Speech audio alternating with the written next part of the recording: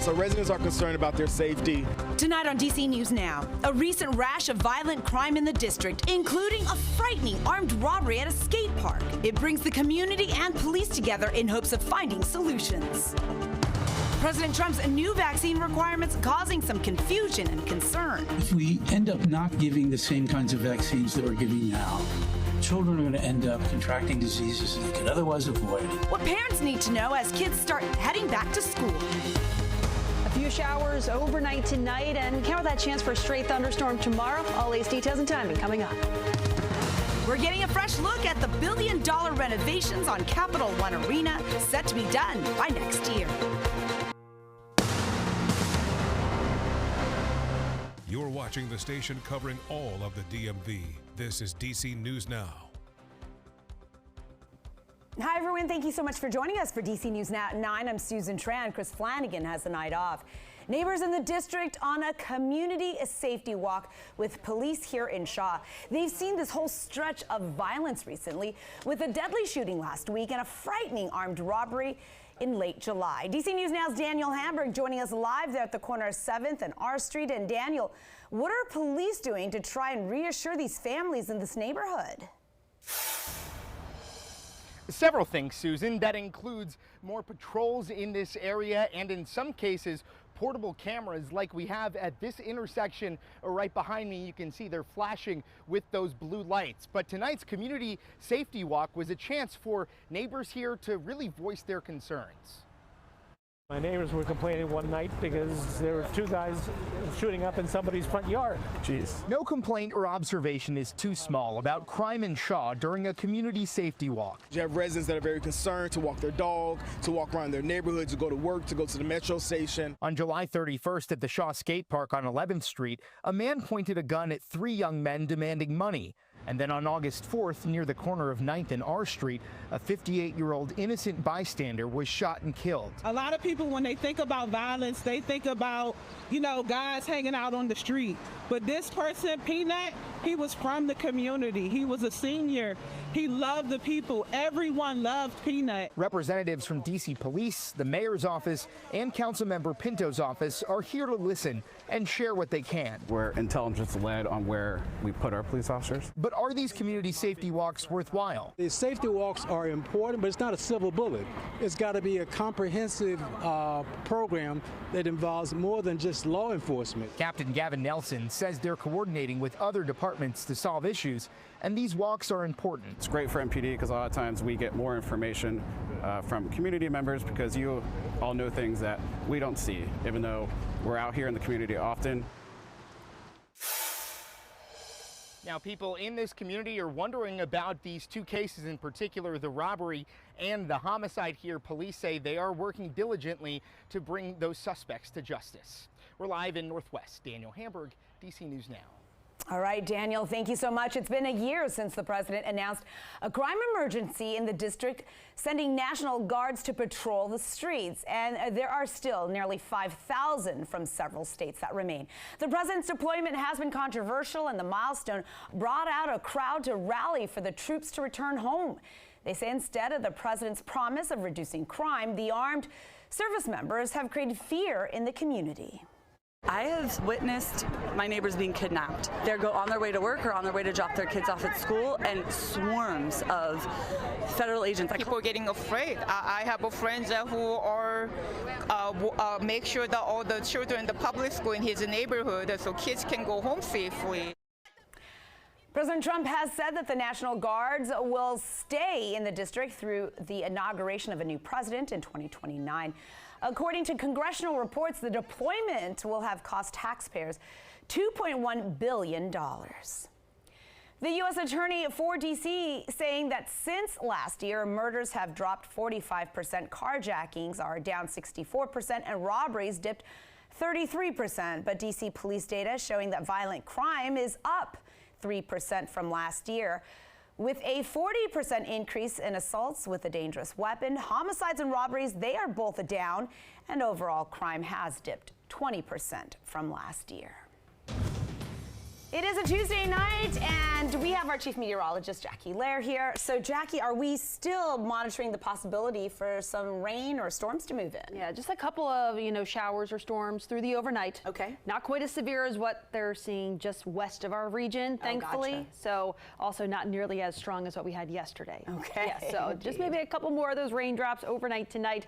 Here's a view of that radar loop over the last couple of hours. And you do notice that one cluster of some heavier downpours that moved right across parts of, say, Prince George's County over Calvert County, and then that has since moved over the water there, and that's continuing to exit off towards our east. So a wider view, though, at the radar, you will notice much of that severe weather back out towards the west is moving south and east and away from our area. But that cell that was just over Chesapeake Beach is now over the water there, and that continues to exit off of Breezy Point. But yes, like I mentioned, wider view back out across parts of West Virginia down towards southwestern Virginia, dealing with some of that severe weather. Then that extends all the way south across parts of Kentucky too. But here locally, we're missing out on much of that severe weather that's continuing to move just south and west of our region. But temperatures at this point, we're into those 70s, but still holding the lower 80s though in DC as well as Annapolis.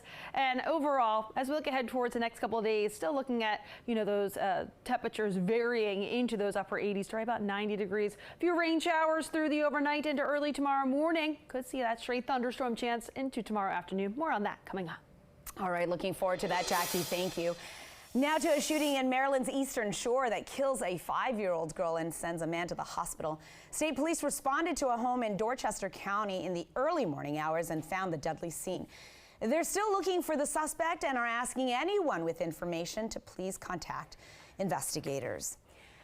Maryland investigators have cracked a multi-state sophisticated shoplifting ring. Prince George's County Police, they've arrested 6 people accused of stealing more than $500,000 worth of merchandise from more than 100 businesses in D.C., Maryland, Virginia, Pennsylvania, and Delaware. Detectives say that the suspects would steal these items, then sell them on social media or through private sales. This was their profession. This is what they do. They go out all day, every day, and steal from different merchants throughout the region, different states, and they resell these items. Sometimes they take orders for these items. Investigators say they've recovered roughly $20,000 in stolen goods, and some still have their security tags on them. Investigators also expect to make more arrests. President Trump's new executive order on vaccines for children just coming days ahead of kids returning back to school and causing a whole lot of confusion for parents. As the president cites support for the changes, the American Academy of Pediatrics is challenging those and instead calling them dangerous.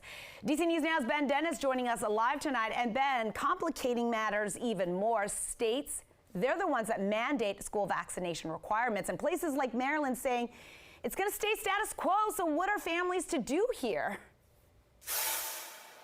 Well, we went right to the doctors for this, including the American Association of Pediatric. States decide what vaccines are required before kids go back to school. And that means the president's order does not change anything should states decide not to do anything. And that's exactly what Maryland is doing. They're keeping their current rules in place. What changes is the federal pressure on states to reconsider the rules.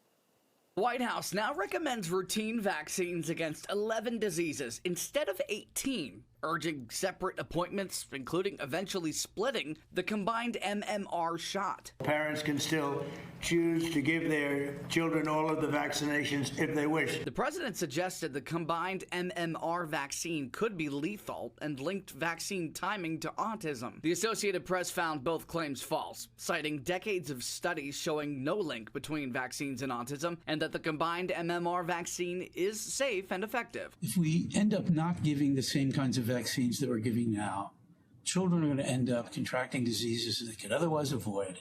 Some percent of those children are going to end up in the hospital. Citing its new Vax Act, the Maryland Department of Health says its school requirements remain unchanged. The state will continue following guidance from the American Academy of Pediatrics and reports more than 96% of Maryland students are vaccinated. The new White House recommendations helpful or harmful for children's health and the health of school staff? I would be direct and say the recommendations or if they're followed to the letter, they could be harmful to the children and to the schools. Dr. Booty's advice, keep your appointments and ask your pediatrician why each vaccine and each dose is recommended.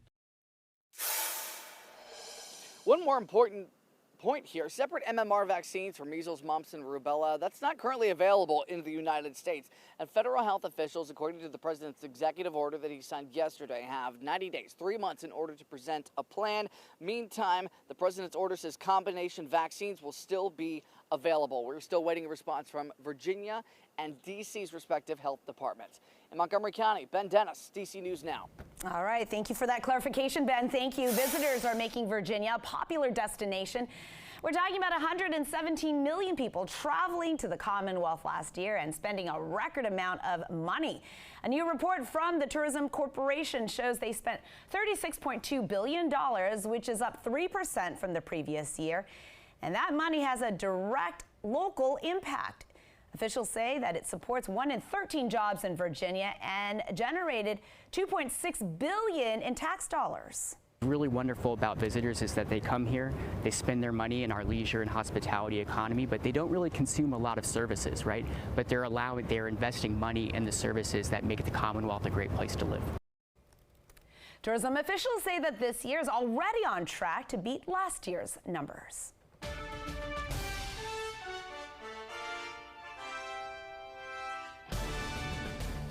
Young athletes from across the country competing in Ohio in the inaugural Patriot Games. The event featured challenges to test strength, endurance, agility, teamwork. Also included a boot camp circuit, obstacle course, kickball, dodgeball, and tug of war. It's all to win scholarships. 6 students representing D.C., Maryland, and Virginia: Brendan James, Reagan Bissoff, Ellery Reidner, Jace Miles, John Gast, and Ellie Harvey. ESPN reports the winners are from Utah and one from Kansas.